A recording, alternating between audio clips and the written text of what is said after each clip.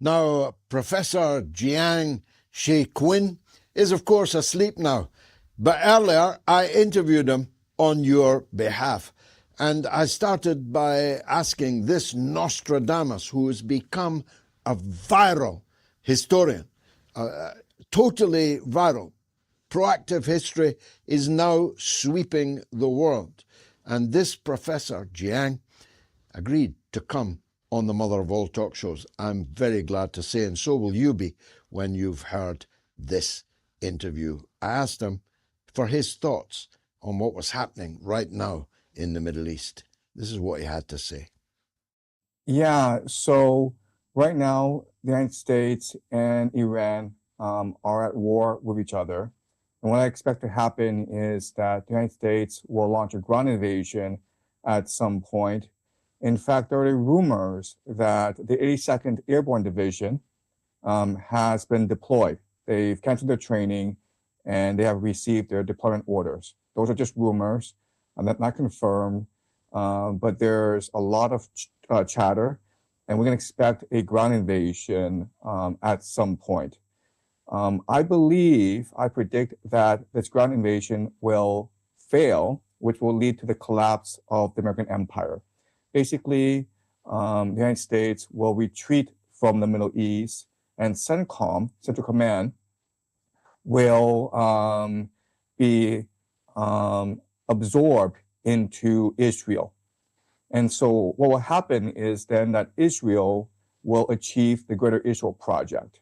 The Israelis believe that the Middle East was promised to their ancestor Abraham by Yahweh, their God. When we look at a map of the Greater Israel Project, it extends from the Nile to Euphrates. It encompasses Lebanon, Syria, parts of Turkey, parts of Saudi Arabia, and parts of Egypt, meaning that regardless of how this war in Iran progresses, Israel will continue to be aggressive. In fact, the former Prime Minister of Israel, Naftali Bennett, has said that Turkey will be the new Iran, meaning that after this war against Iran is over, then Turkey will be the threat. And so we can expect that Israel will continue to be aggressive and eventually conquer most of the Middle East once this war in Iran concludes. And then Israel will establish something called a Pax Judaica. The Pax Judaica is really the empire, a trading empire, a financial empire, a technological empire based in Jerusalem. And they see it as fulfillment of biblical prophecy. They want to rebuild Solomon's temple. That means that they will at some point destroy the Al-Aqsa Mosque. In fact, there are rumors that the Israelis have shut down the Al-Aqsa Mosque.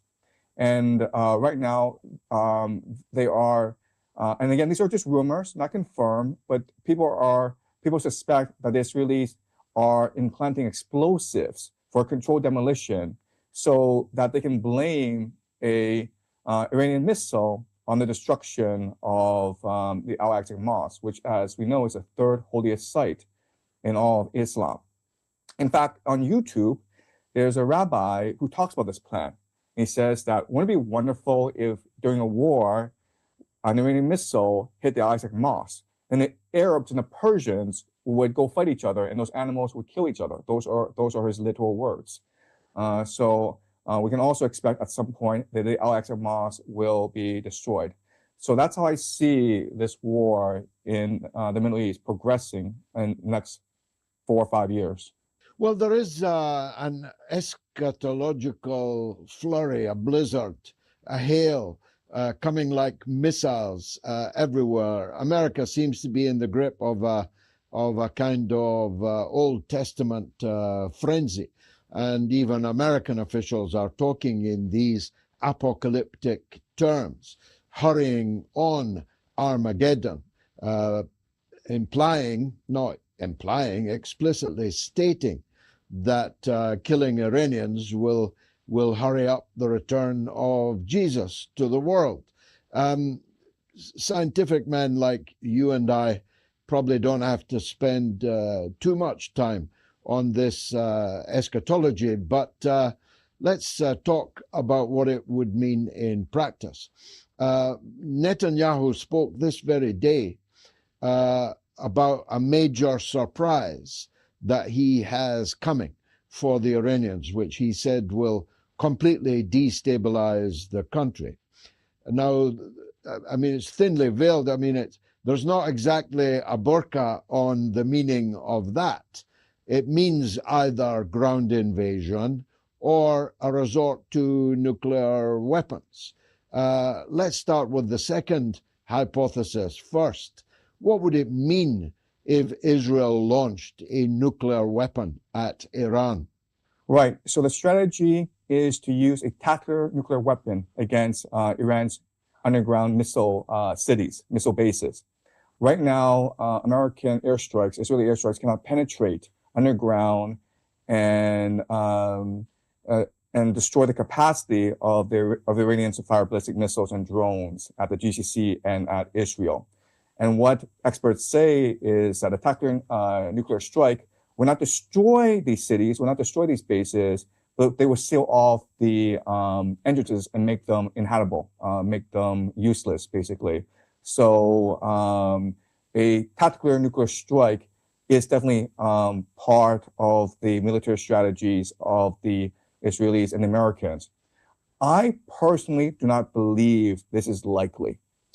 And there are certain reasons why I am not that convinced that they will in fact use a tactical nuclear bomb. The first reason is just military doctrine, where militaries tend to be bureaucracies, very strict chain of command. And in order for the military bureaucracy to function, you need a strict military doctrine, an understanding of how to fight a war. Now, Israel has something called assumption option. The idea is that if the very existence of Israel is threatened at any point, then Israel will launch all its nuclear arsenal, and it could be, and people argue about how many nukes it has, like 90 to 300, okay? But Israel would launch these nuclear weapons and nuke all the world cities, okay? And this is called assumption option, where Israel is not retaliating, but Israel is just destroying the world. So in other words, Israel has a strategic nuclear arsenal and not a tactical nuclear arsenal. And it's actually not that easy to transfer from a strategic nuclear arsenal into a tactical nuclear arsenal. So that's one major limitation to this idea. The second thing is that we assume that the Israelis and Americans are going to go into Iran and they want to win this war, whatever winning means for them. They have not actually defined what meaning means.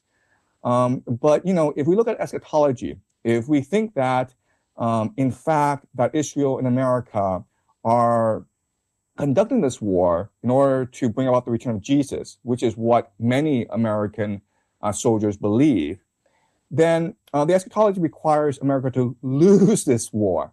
Because if America were to lose this war, then Israel would emerge as a dominant nation in the Middle East. So Israel doesn't need to beat Iran.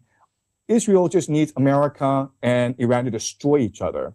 And so for that to happen, you would want a ground invasion. So Israel wants to position America so that it is forced into a ground invasion. So I think a much more reasonable option would be to send in limited ground troops, perhaps the 82nd Airborne Division to try to capture a nuclear site, to decapitate Tehran. I'm not quite sure what they have in mind. But again, I'm not actually, I am not at all convinced that a nuclear option is on the table. And the third problem is Russia. So the Washington Post has reported that Russia is providing targeting intelligence to the Iranians, which is exactly what US and NATO did in Ukraine against Russia. So it's almost like payback for Ukraine. Sergei Lavrov, the foreign minister of Russia, has said that Russia considers Iran an indispensable ally. So I think that backdoors, Russia and Putin have told the Americans and the Israelis to watch it, like don't go too far. Don't move too fast up the escalation ladder. And at some point, I predict that Putin will put Iran under the Russian nuclear umbrella, meaning that any nuclear weapon used in Iran will be considered a direct attack against Russia, and Russia will respond accordingly. Well, you'll have successfully chilled the blood of most of the audience, Professor, and that's, of course, inevitable given the gravity of your message. So let's look at that first hypothesis then. No nuclear attack, but a ground attack. Now, Iran is 93 million people. The American intelligence agencies themselves are reporting that no significant breach exists in Iran. The much vaunted liberal classes, pro-American liberal classes in Iran are really limited to the vestibule, the foyer of the Intercontinental Hotel in Tehran. And in any case, according to the propaganda, thousands of those were killed by the Iranian government's forces only a couple of months ago. So we may surmise that the Iranian people are, to a very significant extent, united in the face of this enormous aggression. So you drop by parachute the 82nd Airborne into a 93 million population with a mountainous and vast territory. What happens next? Right. So I don't think that they will actually do that either, because as you point out, parachuting any amount of soldiers into the middle of Iran is just pure suicide. They are bound to be either killed or captured in the process, which would be completely humiliating for Trump and Netanyahu. You're absolutely right in that Iran is much more unified than ever before. So in June, there was a 12-day war. And in the first few days, Israel was very successful in decapitating the regime. A lot of generals, a lot of scientists, a lot of high officials of the Iranian government were being targeted and were being killed. But that attack expended a lot of Israeli resources in terrain. They had spent years developing intelligence, human intelligence networks that were uncovered because of this 12-day war. Also, because of the indiscriminate killing during the 12-day war, the Iranians struck back hard against Israelis, and it really unified the people. The Iranian government was much more resilient and much more resolved than the Israelis predicted. They actually believed that airstrike decapitation would basically destroy the government, as though it were a house of cards. You fast forward to January, where there were these mass protests across the country, and we know that this is a part of the classic color revolution playbook, where Mossad agents were embedded among the protesters. Many of these protesters were paid agents and saboteurs developed by the Israeli over a number of years. But the Iranians were able to close out the internet and jam Starlink and discover these cells. So another way of saying this is that the Israelis had spent years in building up networks throughout Iran that they could use for this war. But because of the 12-day war and because of January protests, these networks have been destroyed, so that the government in Iran is much more unified, much more coherent than ever before. And that presents a problem for ground invasion, because it is the American military doctrine to use as many proxies as possible. Now, a few days ago, there was talk of the Americans bring the Kurds into the war from Iraq. There's also talk of bringing the Sunni ISIS insurgents from Iraq into the war. And as of today, we've discovered that the Kurds have refused this American offer to join the war. And if America were to launch a ground invasion, it would have to do so by itself. And quite honestly, I would not know how it would actually launch the ground invasion. For a ground invasion to work properly, they need to mass forces. That means bringing at least 500,000 soldiers into the Middle East. and preparing them for a full-scale ground invasion through either Pakistan or through Iraq. And right now, the GCC countries are being bombarded by drones and ballistic missiles. And so it'd be very hard for troops to be prepared and to be staged properly. So the ground invasion is part of a plan, but I don't really know the specifics of how they would accomplish such a ground invasion. And of course, Pakistan showing all the signs of being more likely to intervene if they intervened on the side of Iran rather than on the side of the United States, certainly if you judged by their rhetoric. Now, Professor, we already know, despite the censorship and self-censorship involved, that this is not a one-sided war, that the Iranian ballistic, hypersonic, and even drone response is taking a severe toll on cities like Tel Aviv and Haifa. What do you estimate? How would you calibrate the level of damage on the Israeli side? Right. So the main lesson that the Israelis learned from the 12-Day War is to censor its own people, to make sure that this footage of destruction will not come out and be made public around the world. So I think that Israel is far more resilient than people believe. Yes, a lot of people are leaving Israel. Yes, the Iranians are doing a lot of damage, but the Israelis are an eschatological people. They really do believe that this is the end times. And they have been extremely fanatical ever since October 7th. So I think that the Israeli people themselves are much more unified, much more determined than people assume, even though I assume that the damage to Tel Aviv is just vast. The real issue are the GCC countries. The GCC countries are actually vulnerable, much more vulnerable than people previously imagined. So the GCC countries before thought that, we are neutral, we are Muslim. So if there's a war to break out between Iran and Israel, then we'll be neutral and Iran will leave us alone. The problem is that Iran recognizes that if America attacks us, then we need to be able to defend ourselves. And the American military is ultimately supported by the GCC countries because it's the GCC countries that pay for the weapon systems that house American soldiers and that allow American Air Force to use its airspace to strike Iran. So the Iranians are very smart in that the first two things that they did after the war started was, one, de facto close off the Strait of Hormuz, thus strangling the global economy, and then launching drone strikes against the GCC nations.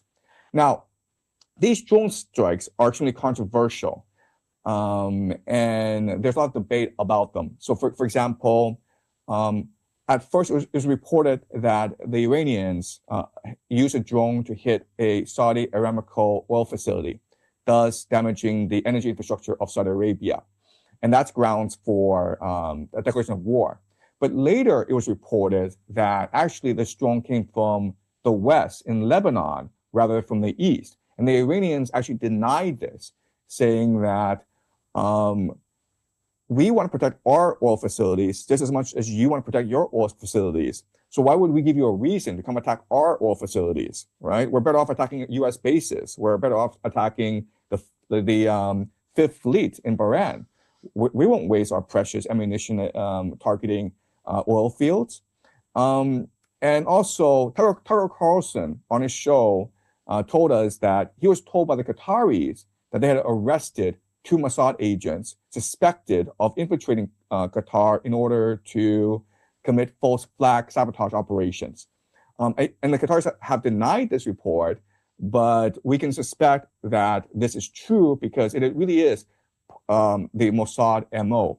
So the GCC nations are the ones that are in real trouble because of this war, not only because the Iranians want to destroy the American a military capacity to supply ammunition, but also because the Israelis want to drag the GCC nations into this war and create a regional conflagration, especially Saudi Arabia. Because remember, in the Greater Israel Project scheme, eventually Israel needs to take on Saudi Arabia, Egypt, and Turkey. So why not just drag Saudi Arabia into this war and have Iran destroy Saudi Arabia in order to lessen the conflict later on?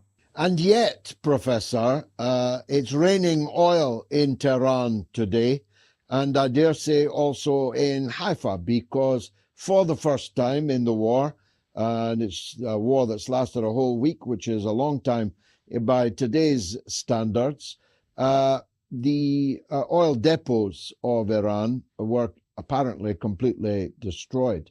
And the streets, the very streets of Tehran, are on fire. In retaliation, the major oil depots for Israel in the city of Haifa have been struck and are also on fire. So we're now in for a tit for tat on destroying oil production. In those circumstances, with oil heading for $150 a barrel, maybe even $200 a barrel, ineluctably, if there are more attacks on Iran's oil infrastructure, the Iranians will strike the Arabian side of the Persian Gulf to create not $200 a barrel, but no price per barrel at all. You'd be putting a barrel of oil in the Louvre. Yeah, absolutely. So what we're seeing is the escalation ladder climbing, right? So at first, I think all sides decided to focus on military targets. And now what they're doing is they're switching to soft targets that do economic damage. So the Americans struck a desalination plant in Iran. And so now thousands of Iranians will not have access to fresh water. And the Iranians responded by targeting a desalination plant in Bahrain, okay? So we have to understand that this is now total war, meaning that to destroy each other, they need to destroy each other's economies. And this marks a new world. We can't possibly return to the old world where you could access energy for cheap. In the future, and I'm talking about maybe in a year or two, every nation will have to engage in massive deindustrialization because they can no longer access cheap oil. More and more nations will start to engage in mercantilism, and they need to create their own self-sufficient supply chains. And the nation that is in most dire need right now is actually Japan, because Japan is an extremely wealthy country, but it's completely dependent on global supply chains. It receives about 75% of its oil from the Strait of Hormuz. And Prime Minister Takeshi, in a speech, said that in 7 to 8 months, Japan will run out of oil and energy, thus threatening its entire economy. So the ultimate reverberations, the consequences of what's happening will be felt only a few weeks from now. But we should expect a massive global depression to appear on the horizon very soon. And basically, the old world order of global trade is dead, and it will never return in our lifetimes. That's the reality we're facing right now. Now, as Sherlock Holmes might put it, the shoe that hasn't dropped in your discourse thus far is China. China has strategic relations with Iran. In fact, the Strait of Hormuz is not closed, but it is gated. And the Chinese oil tankers are, of course, being allowed through the gate. China is a global superpower, the greatest manufacturing power on the earth. So in deindustrializing West, China's industrial power would see it through. But that's, of course, an invitation for war to be waged against China. Many people believe that the attack on Iran, indeed even the attack on Russia through Ukraine, are mere precursors from the real Armageddon, if I can put it that way, a US-China conflict. How do you feel about that? I think over the next 2 months, 2 to 3 months, people's understanding of China, people's understanding of how the world works will radically shift. At the end of this month, Trump is scheduled for a state visit to Beijing. And this is his first state visit in his second term. And I don't think a sitting American president has visited China in the past 8 years. So this is a very big deal. And in fact, this meeting at the end of the month is just one of 3 planned meetings this year. And the reason why this is happening is that China and America plan a rapprochement. They plan a grand bargain to reset the international order. And the reason why is that there are 2 nations that have benefited the most from globalization. They are the United States and they are China. They are symbiotic. They are codependent. So America has its market and China has a manufacturing export economy. And China doesn't have a domestic consumer base. So China is completely reliant on exports, and it imports resources, as primarily energy and food, in order to feed its manufacturing base. So it is in China's best interest to come to an arrangement with America as soon as possible. And even though you could make the argument that Trump's actions in Venezuela, Trump's actions in Iran are to strangle the Chinese economy, I think that we can test this hypothesis in a month or two when Trump and Xi meet and come to a grand bargain. I think people, again, will be surprised and shocked by what will happen. It is entirely possible that China agrees to buy American oil rather than Iranian oil. It is entirely, right now, China imports a lot of energy needs from the Middle East, Qatar, especially.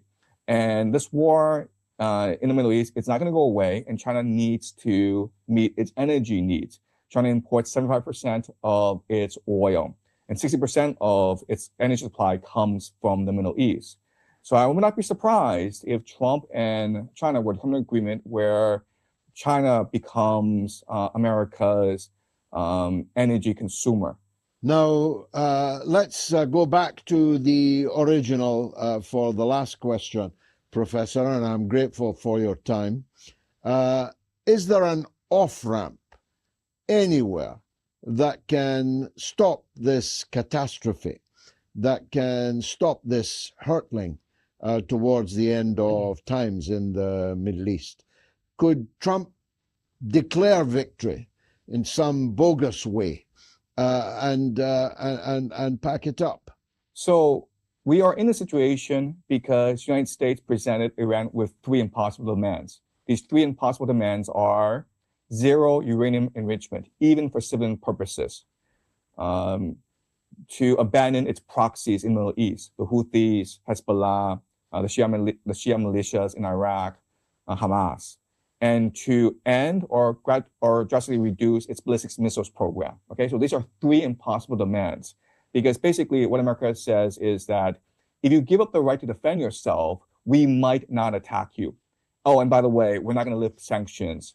So we're still going to strangle you economically, but we might be nice to you if you accede to our demands. So these are impossible demands. And it was clear at that point that the Americans were looking for a pretext to attack Iran. Trump's envoys in these negotiations were Steve Witkoff and Jared Kushner. And these are 2 ardent Zionists who are close to Netanyahu. And we all know that Netanyahu wanted war.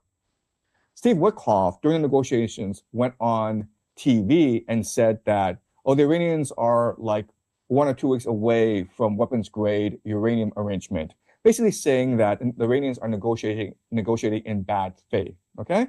So the Americans did everything possible to make sure that the Iranians could not agree to peace, and they were just looking for a pretext for war.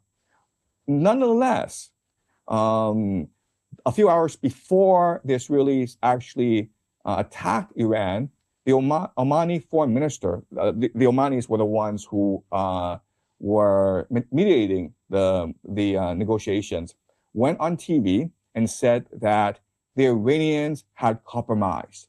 The Iranians had agreed to zero uranium enrichment, even for civilian purposes, which before was a red line. And he also said that the Iranians were willing to negotiate with regard to their proxies as well as to their ballistic missiles program. And then what happened a few hours later? Well, the Americans and the Israelis killed their supreme leader. Okay? So another way of saying this is that for whatever reason, and we can argue about what the reasons are, the Americans and the Israelis are intent on war. And the reason why they have not articulated a strategy and a reason and a purpose is they want to maintain maximum flexibility, which means that they want to destroy Iran's capacity to be a nation state. They want to bomb Iran back to the Stone Age. They want to divide Iran into ethnic enclaves that will be divided and ruled by Israel. And that's the ultimate purpose of this war. That's why the Americans are now targeting these desalination plants. And that's why they're targeting Iran's energy infrastructure, right? So from the American perspective, they want to destroy Iran. And the Iranians recognize this. And that's why the Iranians have said that we will fight to the bitter end. So yeah, so maybe there will be some mediation. Maybe the GCC nations, maybe others like China will try to help negotiate a peace. But for whatever reason, the Americans are set on the destruction of Iran.